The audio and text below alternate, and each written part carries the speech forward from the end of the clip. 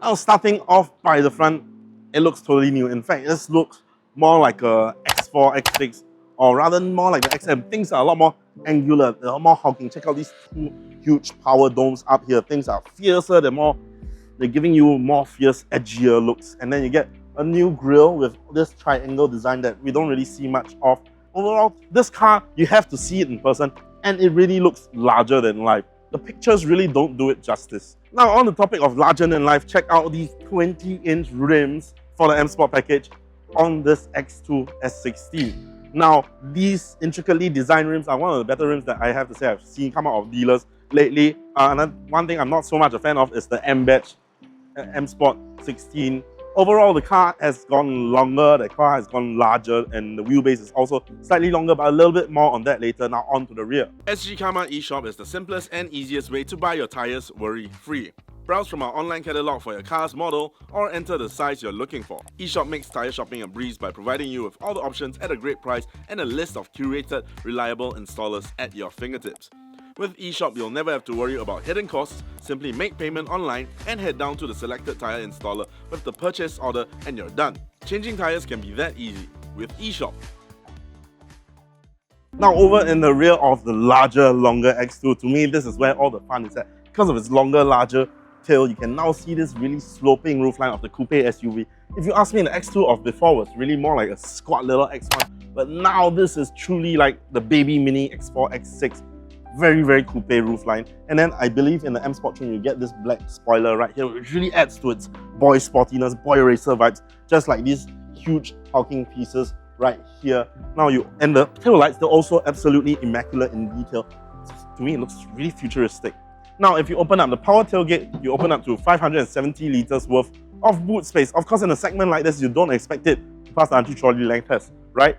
Well, wrong. It actually takes the entire anti-trolley length test and can close like that. And of course, the length of the luggage like this is also no problem. On the flip side though, however, is that now the seats are so deep in that it's probably going to be really hard to knock them down from here. And then you don't have any pulleys or lines to pull and knock down the seats from here.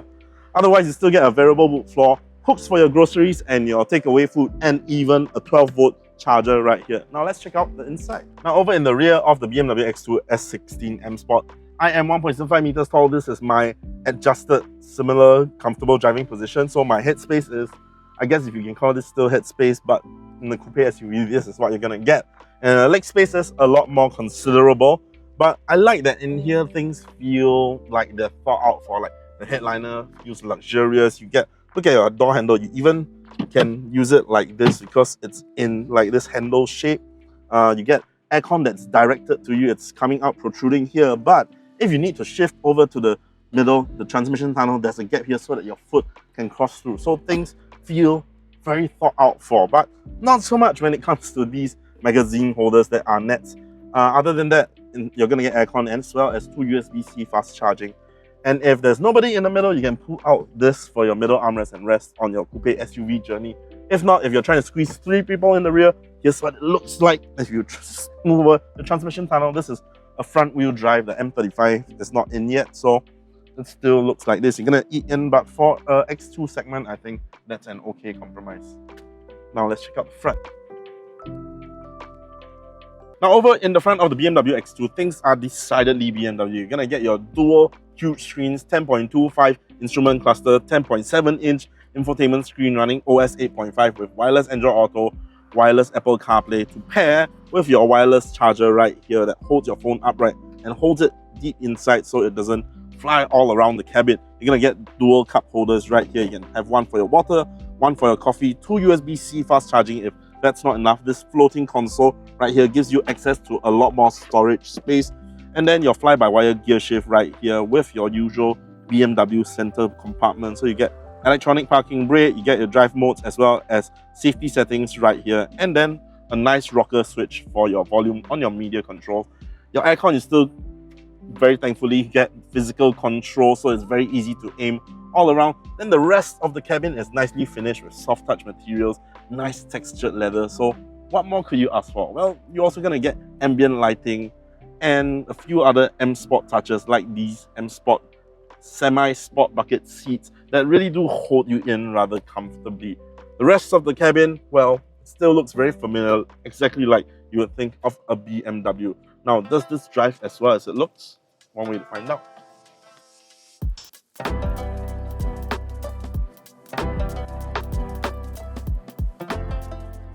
The BMW X2 sDrive16i is priced at $267,888. The 1.5-litre turbocharged engine produces 121 brake horsepower and 230 Nm of torque. The 7-speed transmission brings the car from 0 to 100 km per hour in 10.5 seconds. The BMW X2 sDrive16i has a claimed fuel consumption of 14.7 km per litre. For more details on the BMW X2 or any other car, head on to sgcarmart.com to help you make the smart choice on your next car. So driving the new BMW X2, what does it feel like? Well, I think it feels fitting, just like it's now sportier nature, where things are sharper, things are more agile, things are cooler, edgier. The drive kind of feels like that as well. Even though it's a 1.6, it's a Cat A model, 1.5 turbocharged. When you put the pedal to the metal, that 3-pot doesn't sing the loveliest tune, but it does feel eager to fly off the line, and it's compelling you to come join me on this journey. And it just fits right with this new look, this sharper, edgier look. And even things like the little rear view window, because of its coupe form, your rear view is so restricted, it does make it feel a lot sportier. So in terms of handling, this thing is surprisingly well sorted. The suspension really keeps the car down, even when you take it into corners at relatively okay speeds, a little bit more naughty, but still safe speeds. You can feel the car start to lift, but still, yet it's almost like grounded. You can feel it holding on to the ground. So a car like this, I can throw it into the corners with relative confidence, and it tells me that I still feel the road. Now, one thing that I think that's a little bit out of character is the steering wheel. It's rather foamy and it's soft, but it's a little bit vague, and I feel like it should be something meatier, something flashier with a more direct and heavy. But this one is a little bit like, I feel like I could take slaloms with just 2 fingers on the steering wheel like this. In terms of safety, I'm seeing blind spot monitor, I'm seeing lane departure warning, but strangely, I'm not seeing an active cruise control, because this also has front collision warning, but yet I do not see any active cruise control, which is a little bit weird, especially considering that this car is coming in at some 250,000 for a Cat A model. It's a nice Beamer, but some things feel kind of lacking. Now, of course, the moment you step inside, you are reminded with OS 8.5, very clean, gigantic screens, the nice design and finish all around. I like the finish inside this car, but I kind of feel like certain things are kind of missing. A sunroof would be nice. A heads-up display would be lovely. Feels like it completes this X2. The car thinks that I'm talking to the car. Hey BMW, turn the aircon all the way down. Okay, set to minimum. That's another thing you get inside this Beamer 8.5. Hey BMW, and then it can just help you adjust whatever you want. Hey BMW, can you wind down the windows? I have deactivated the wake up mode. Hello BMW. Not exactly what I asked for, but okay. Now, in terms of noise, vibration, harshness, coming into the cabin, right now it's super silent. It is as you expect of a BMW. Completely silent. The road, the imperfections of the road are muted out, and just feel like you're floating.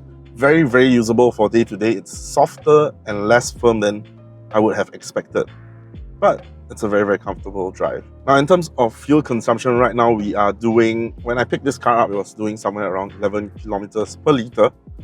But we've been doing some heavy driving, we're doing our filming, so we've been running the car for a while. So it's currently now at 9.3, so I believe a reasonable expectation would be somewhere in 12 to 13 for normal levels of driving with a light foot inside this BMW X2, which I think is rather decent for a car of this size. Now, the seats are Viganza leather, so you'll feel a little bit more eco-conscious, I guess, when you have a car like this. but albeit not ventilated, so it's not the most comfortable, but they are soft, they are firm, and they're cushiony, and they hold you in really comfortably. And with memory seats for the driver, you get the lovely added feature of the seats opening up when you enter the car and then just buckling you in when they move forward, just to bring you to your preferred driving position. So that's quite a nice touch, BMW. So is this BMW X2 a will buy, won't buy, or go try? Well, if you ask me, this car is a go try, because if I'm looking at this segment, it's very clear who the competitors are. You have your Audi Q3 Sportback, you have your GLA 180, and funnily enough or not, they are all at the same price, roughly 250,000. But for the GLA 180 and now as well as this X2 S16, you are looking at Cat A models with Cat A output. But for the Q3 Sportback, it is some 150 brake horsepower, so you're getting a little bit more oomph. Although this car, the amount of design that's gone into this rework, this stands out from the pack. And I feel like this design really takes it to another level. So if you're into that sporty look, if you want something that turns heads everywhere immediately, then this BMW X2 is for you. However, it does come at quite a steep price of some 250,000 as we're filming today. Yet, I feel like some of the features would be really great to have. Something like a sunroof and a heads-up display. But being in this luxury segment, you kind of do get a little bit less bang for your buck. If you're looking at the Q3 and the GLA 180, yes, they're roughly around the same price, but you could also consider, if you're looking for something in this space, the Volvo EX30, which is quite a bit cheaper. And if you're looking for something that still feels rather premium with plenty of fuel savings, you could even go for the Toyota Harrier Hybrid with some change to spare. So that's why this car, for me, is a go try. So another thing that I like about this new X2 is that it's grown larger. It's 20 cm bigger than the X2 of before, so you get a lot more usable space. Your wheelbase is also slightly longer, so rides get more comfortable. Where if you look at the previous X2, I felt like it was a little bit too small, a little bit too cramped. So this time, just like the X1 has grown bigger, the X2 has grown bigger, just like most cars, but this time it feels a lot better. Another fun little trick of the BMW X2, even though it's a 16, is there is a boost mode. So on your downshift pedal, you can just hold it and it says boost, and then the screen shows this 10 seconds of boost. It goes to high revving, it's revving idle, it's revving at 4,000 now, and just doesn't turn your car into a supercar by any means, but it's just a fun little tidbit, and it's just fun to have, no? So that's it for our review of the BMW X2 sDrive16. What do you think? Do you agree with us? Do you disagree with us? Let us know down in the comments below, as well as any other car that you'd like to see us try out. Do leave it in the comments and we'll get to every single one of these. Now, if you've made it this far, don't forget to like, share and subscribe, and hit that bell notification icon so you don't miss any of our future videos. Lastly, drop us a follow on TikTok. We are at Sgcarmart. Thanks for watching. See you on the next one. Lousy lah. Yeah lah, lousy lah. Don't want to shoot already lah. Because it keep focusing your steering wheel, then it's like boom. Cool, awesome, thanks.